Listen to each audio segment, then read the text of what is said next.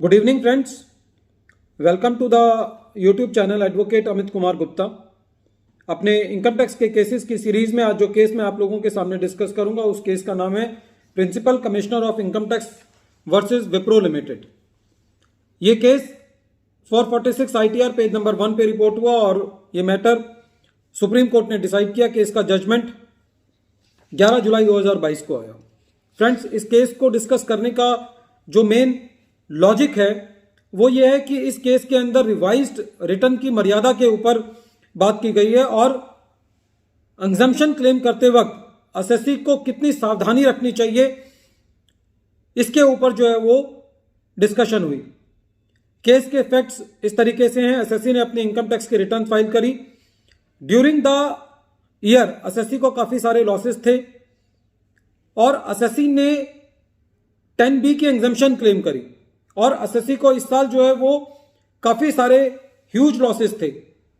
बाद में असेसी को ये लगा कि मुझे 10B की एग्जम्पशन का कोई फायदा तो है नहीं क्योंकि मुझे तो लॉसेस हैं।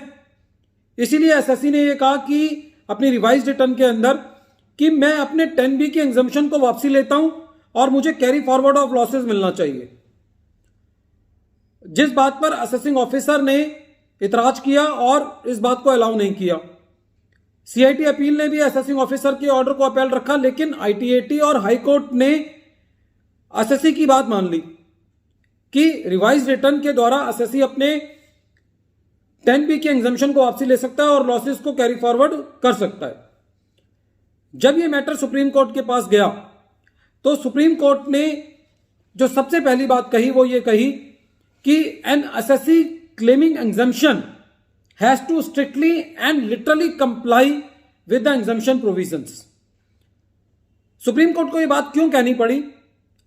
क्योंकि सेक्शन 10B के अंदर यदि असेसी को यह एग्जम्पशन नहीं लेनी तो असेसी को सेक्शन 10B सबसेक्शन 8 के अंदर यह डिक्लेरेशन देनी होती है सेक्शन 139 सबसेक्शन 1 की रिटर्न फाइल करने से पहले कि मैं ये एग्जम्पशन नहीं ले रहा। अब असेसी ने ये एग्जम्पशन नहीं ले रहा तो असेसी ने ये डिक्लेरेशन तो दी नहीं है। ये डिक्लेरेशन सेक्शन 139 सबसेक्शन 1 की रिटर्न करने से फाइल करने से पहले देनी है।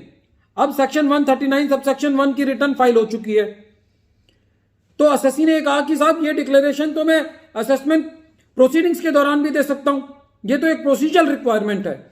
तो इसके ऊपर सुप्रीम कोर्ट का कहना था कि ये प्रोसीजरल रिक्वायरमेंट नहीं है, ये सब्सटेंटिव लॉ है क्योंकि ये कानून के अंदर सेक्शन के अंदर प्रोवाइड किया गया है। इसीलिए सुप्रीम कोर्ट को यह कहना पड़ा कि जब कभी भी आप एग्जम्पशन को क्लेम कर रहे हैं तो you have to be very strict. दूसरा, सुप्रीम कोर्ट का रिवाइज्ड रिटर्न के ऊपर यह कहना था कि revised return can be filed where there is a omission और ए रॉन्ग स्टेटमेंट। यदि एसएससी को यह लगता है कि कोई मैंने गलत स्टेटमेंट दे दी, उसको ठीक करना है तो आप अपनी रिटर्न को रिवाइज कर लो। यदि आपने कोई चीज छोड़ दी है तो आप उसको ठीक कर लो। लेकिन सुप्रीम कोर्ट ने यह कहा कि आप रिवाइज्ड रिटर्न के द्वारा आप किसी क्लेम को विड्रॉ नहीं कर सकते। Revised return can not be filed to withdraw a claim and subsequently claim the carry forward of the losses. आप कोई छोटी मोटी गलती का तो रेक्टिफिकेशन कर सकते हैं, रिवाइज कर सकते हैं। आपसे कोई ओमिशन हो गया, आप उसको ठीक कर लीजिए। आपने कोई गलत स्टेटमेंट दे दिया, आप उसको ठीक कर लीजिए। लेकिन यदि आप किसी क्लेम को विड्रॉ करना चाहते हैं तो जो क्लेम को विड्रॉ करने का पूरा प्रोसीजर है आपको उसको फॉलो करना है।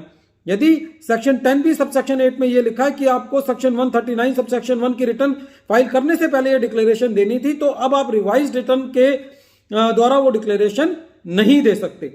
तो फ्रेंड्स, इस केस का जजमेंट बहुत इंपॉर्टेंट है। यह बताता है कि रिवाइज्ड रिटर्न की क्या मर्यादा है।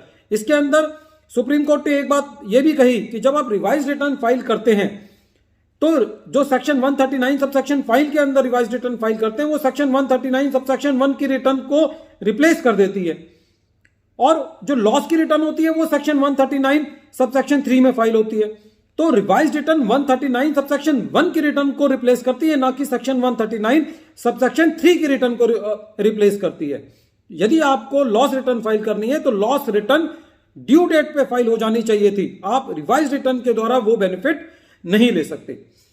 दूसरा, इस केस के अंदर असेसी का यह कहना था कि साहब जो चैप्टर 6A के अंदर काफी सारी रूलिंग्स ये हैं कि जो ये कहती है कि ये जो डिक्लेरेशन वगैरह देनी होती है ये प्रोसीजरल लॉ है, ये असेसमेंट के दौरान भी दिया जा सकता है। तो इसके ऊपर कोर्ट ने कहा कि चैप्टर 6A की डिडक्शंस की अलग मर्यादा है, चैप्टर 3 जिसके अंदर वो इनकम्स आती हैं जिनको आप एग्जेम्प्ट क्लेम करते हैं उसकी अलग मर्यादा है, इसलिए चैप्टर 6A के केसेस जो है वो चैप्टर 3 पे नहीं लग सकते।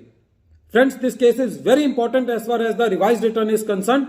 Once again, I am repeating the name of the case. The name of the case is Principal Commissioner of Income Tax versus Wipro Limited. ये केस 446 ITR पेज नंबर 1 पे रिपोर्ट हुआ और केस का judgment 11 जुलाई 2022 को आया। Thank you friends.